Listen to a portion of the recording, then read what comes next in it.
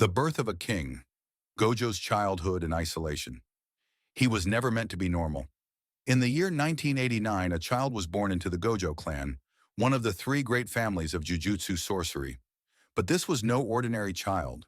From the moment his eyes first opened, the world itself seemed to change. The six eyes had returned. The elders of the clan knew instantly what this meant.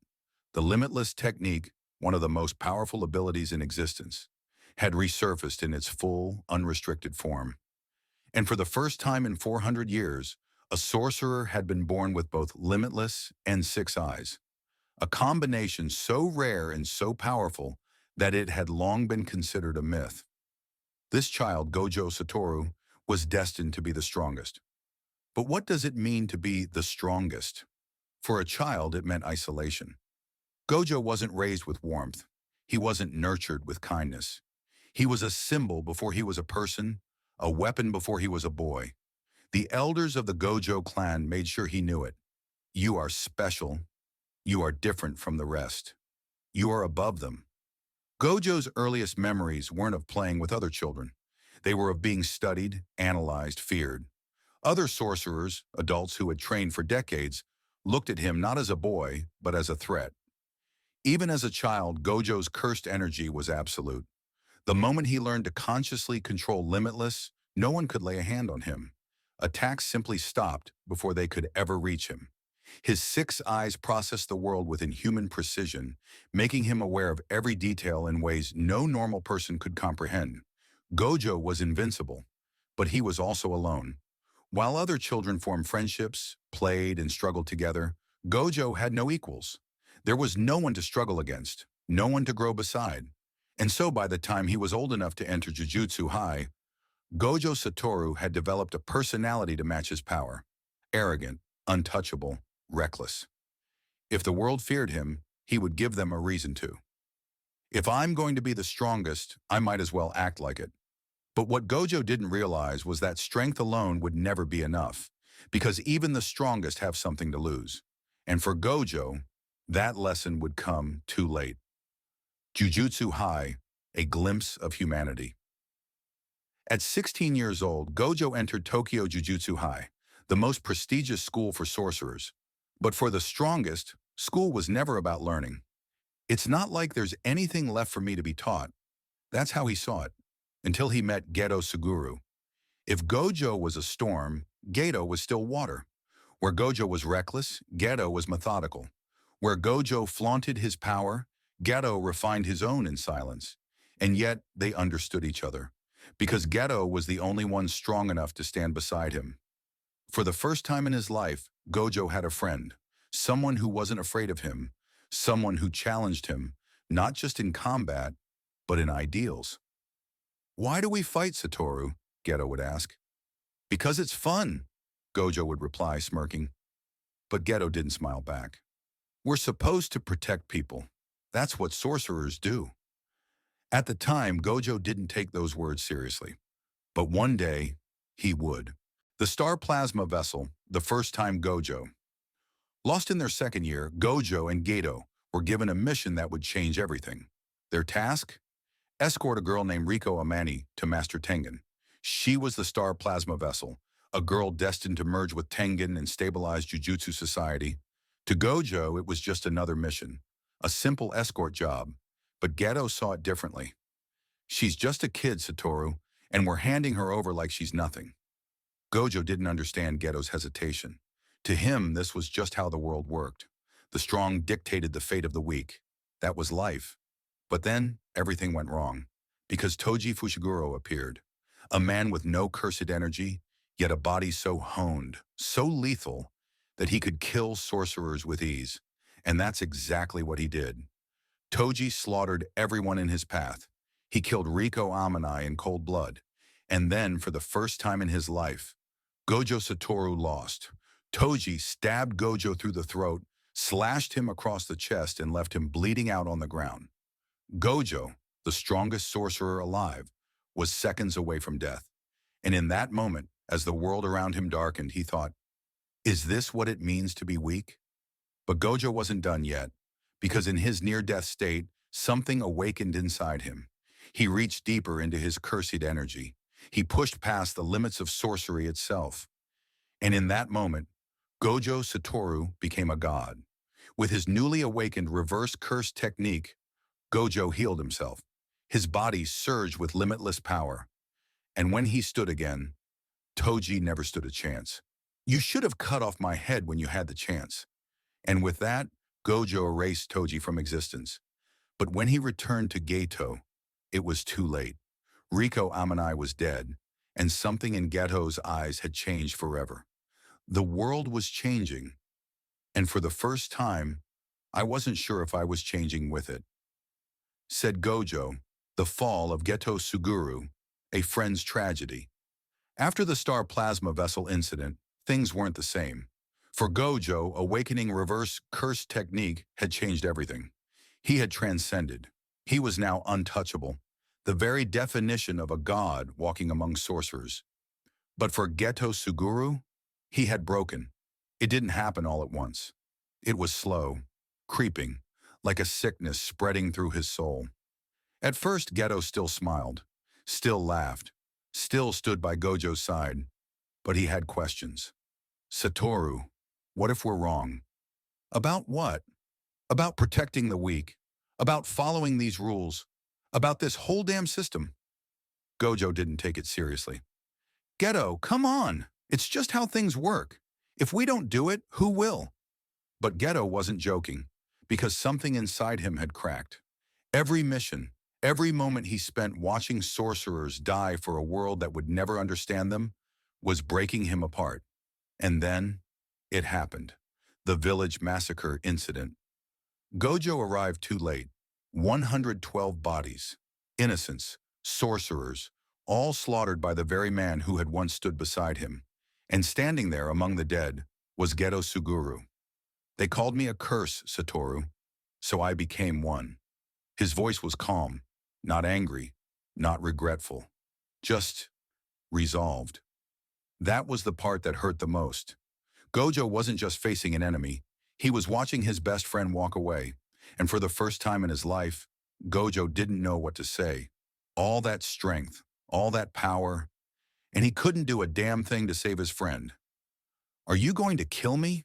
Geto had asked, standing there, waiting for an answer. Gojo stared at him. He could have ended it right there. He should have, but he didn't. Instead, he simply said, no, I won't. And then, Geto was gone. That day, Gojo lost the only person who had ever understood him. And in his place, the world gained its most dangerous curse user. The birth of a teacher, Gojo's new purpose. All right, brats, let's change the world. Losing Geto made one thing clear to Gojo. The system was broken. The Jujutsu world was corrupt.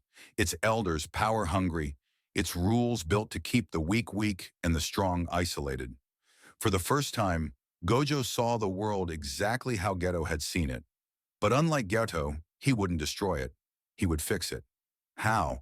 By raising a new generation of sorcerers, one strong enough to break the old ways. That's why when he saw Yuji Itadori, a boy with no jujutsu background, swallow Sukuna's finger and survive, Gojo didn't kill him. He smiled. You're interesting, kid. That's why when he saw Megumi Fushiguro, a boy with incredible talent but a broken heart, he chose to guide him instead of letting him fall into darkness. That's why when he trained Nobara Kugisaki, he didn't treat her like a girl in combat. He treated her like a warrior. Because Gojo Satoru's new mission wasn't just to protect the world, it was to change it. But then came October 31st, 2018. The night Gojo discovered just how much the world feared him, the night the world decided to take the strongest off the board. Shibuya Incident. The fall of the strongest. This is a trap.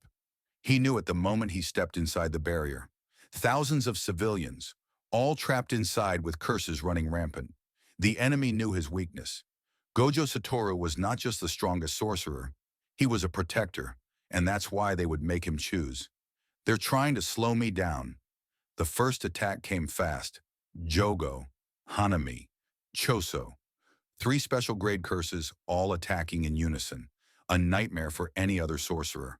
But to Gojo, This is annoying. He moved like light itself, his limitless making their attacks meaningless. A single hollow purple tore through Hanami, erasing him instantly. Jogo and Choso hesitated. They knew now. They couldn't win. But that was never their goal, because then he appeared. Sound, a long silence. Then, a deep, quiet voice. Yo, Satoru. Gojo turned, and there he was, Suguru Geto, or at least, something wearing his body. Gojo's heart stopped. His brain processed 1,000 possibilities in an instant. Impossible. He was dead. I killed him. I buried him. For the first time in years, Gojo felt something he hadn't felt since he was a teenager. Hesitation. And in that split second, snap. Prison realm activated. Gojo reached out. Too late. His limitless collapsed. His six eyes darkened. For the first time since he was 16 years old, Gojo Satoru couldn't move. Sound, a heartbeat, slow, weak, fading. The world's strongest sorcerer had been caged. And outside, as chaos erupted, as his students fought a war they weren't ready for, as the Jujutsu world burned in his absence. Gojo was trapped, alone, in the darkness, for 19 days. The return of the king, breaking the prison realm. For 19 days, Gojo Satoru was sealed in the prison realm, a cursed object so powerful that it could trap even the strongest sorcerer. He wasn't just confined by the walls of the prison realm, he was alone with his thoughts. No distractions, no missions, no students to protect, just the weight of his own powerlessness. Gojo Satoru, the one who had always stood at the top, found himself facing his greatest enemy yet, his own mind. What does it mean to be the strongest when you're caged in darkness? When you can't move? When you can't even protect the people you care about? His thoughts turned inwards. The world outside had moved on without him. Sukuna, the king of curses, had returned. The cursed spirit was wreaking havoc, setting the stage for a final clash between the ultimate forces of destruction and creation.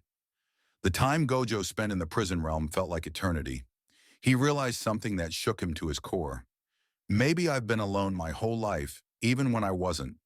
But then, as he stood there in his prison, a tiny spark of hope ignited. Gojo's cursed energy was still immense, even in the prison realm. And with that overwhelming power, he found a crack, a way out. If I'm going to escape this cage, I'll need to do something I've never done before. Gojo summoned every ounce of his cursed energy, focusing all of it on the one thing he had always avoided: self-restoration. With a single thought, he shattered the prison realm. A blinding light exploded from within, the sealed space collapsing under the sheer force of his will. When the dust cleared, Gojo emerged, unscathed, untouched, like a god reborn. He stood taller than ever, his energy overwhelming the air itself. His blindfold was gone, his eyes shining with the familiar infinite power. Gojo Satoru was free. The clash of gods. Gojo versus Sukuna. Gojo's return wasn't just a triumph of strength. It was a warning. He had been locked away for nearly 20 days, and the world had shifted. His students were in danger. The forces of darkness had grown bolder. But most importantly, Sukuna, the ancient curse, was free, and he was ready to challenge Gojo's reign. Satoru Gojo, the strongest!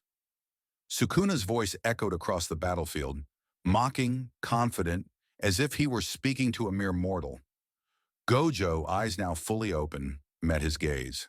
There was no arrogance in his stance now, just the raw power that came with centuries of cursed energy mastery.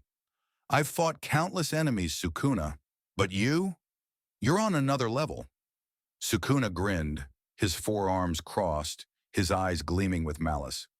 Let's see if you still think you're invincible, Gojo. In an instant, Sukuna's domain expansion, malevolent shrine, ripped the air apart. The space itself seemed to warp, folding under the weight of Sukuna's unholy power. The battlefield became a chaotic nightmare, with cursed energy crashing against Gojo's limitless in a violent collision. Gojo stood firm, his limitless spreading out like an invisible barrier, ensuring that nothing could touch him. But Sukuna wasn't playing by the rules. He pushed, twisted, and warped the environment, creating countless obstacles, traps, and decoys to overwhelm Gojo. The fight was brutal. Sukuna's power was like a tsunami, crashing relentlessly against Gojo's defenses. Each strike from Sukuna ripped apart the fabric of reality itself. And yet Gojo seemed to float above it all, his six eyes watching the world in perfect clarity. "You think you can stop me?" Sukuna taunted, his voice dripping with venom. Gojo's expression was grim, but there was no fear. He had fought every curse the world had thrown at him. Sukuna was no different. "I don't need to stop you, Sukuna. I just need to win." And with those words, Gojo unleashed the full force of his hollow purple, a devastating technique that combined both limitless and reverse curse technique to obliterate anything in its path. The sheer size and power of the blast was beyond anything Sukuna had ever experienced. But Sukuna wasn't finished. As the blast collided with him, he swallowed it whole, using his own cursed energy to absorb the attack, the energy shifting and warping like a living thing. Sukuna's face twisted into a grin. "Nice try, Gojo, but it's going to take more than that." The two titans clashed, and the very earth beneath them began to crack and fracture. The battle wasn't just physical, it was a mental war as well. Gojo's six eyes gave him unparalleled clarity, but Sukuna wasn't just relying on his strength. Sukuna's curse techniques were ancient, unpredictable, and filled with mind games. Gojo, the world's strongest, found himself in a fight not just for survival, but for everything. This was the final battle, the culmination of all his strength, all his struggles. Everything he had fought for was on the line. And yet in the back of his mind, Gojo thought one thing: "I will not let it end here." The unforeseen end, Gojo's fate. The battle was intense, and the world trembled as Sukuna and Gojo clashed with godlike ferocity. The air was thick with cursed energy, the atmosphere pulsing with every attack. But then, the unthinkable happened, a moment of weakness. Sukuna, exploiting a tiny crack in Gojo's defenses, landed a devastating blow. Gojo, despite his immense power, was caught off guard, his body momentarily faltering. In that split second, Sukuna struck with precision, unleashing his domain expansion again, catching Gojo at his most vulnerable. The world's strongest sorcerer fell. Gojo's limitless crumbled, his body slammed into the ground with a thunderous impact. The fight, once so evenly matched, suddenly tilted in Sukuna's favor. Gojo lay there, the weight of his defeat pressing down on him. The world had changed. His students, his allies, the very future of Jujutsu society, everything he had fought for, was now uncertain. And yet as he breathed his final breaths, Gojo Satoru's last thought wasn't of his own fall. It was of the future. "It's in your hands now. Don't fail me." The end of Gojo Satoru, for now. In the wake of Gojo's death, the world would never be the same. The balance of power had shifted. Sukuna's reign of terror was on the horizon, but the legacy of Gojo Satoru would never die. Because even in death, the strongest sorcerer had changed everything. This concludes Gojo's journey from his rise to power to his ultimate confrontation with Sukuna. His legacy lives on in the students he trained, the battles he fought, and the world he tried to protect. Gojo Satoru wasn't just a sorcerer. He was a symbol, a force of nature in a world that needed change. Someone who stood as the strongest in a society of sorcerers, built on weakness and fear. His life was marked by sacrifice, loss, and a relentless pursuit of change. But above all, he was defined by his unyielding will to protect the next generation. Gojo's story is a tragic one. His death wasn't just the fall of the strongest sorcerer, it was the fall of an ideal. But even in his absence, his influence is felt. His students, Yuji, Megumi, and Nobara, they are the future. They carry his legacy, his teachings, his dreams forward. Gojo may be gone, but the impact he had on the world of Jujutsu will echo through the ages. His fight against Sukuna, his internal struggle with the system, and his willingness to face his own inner darkness. Those are things that no amount of power can ever erase. So even though Gojo is no longer with us, his battle continues. In the hearts of the next generation, in the struggles they face, in the very world he changed. He may have fallen, but his spirit, his legacy, is very much alive. Thank you for watching this in-depth journey through the life and legacy of Gojo Satoru. If you enjoyed this video, don't forget to like, subscribe, and hit the bell for more stories on your favorite characters. Let me know your thoughts on Gojo's legacy in the comments below. Did he really change the Jujutsu world? Or was his death inevitable? Until next time, stay strong, and always remember, the fight's not over.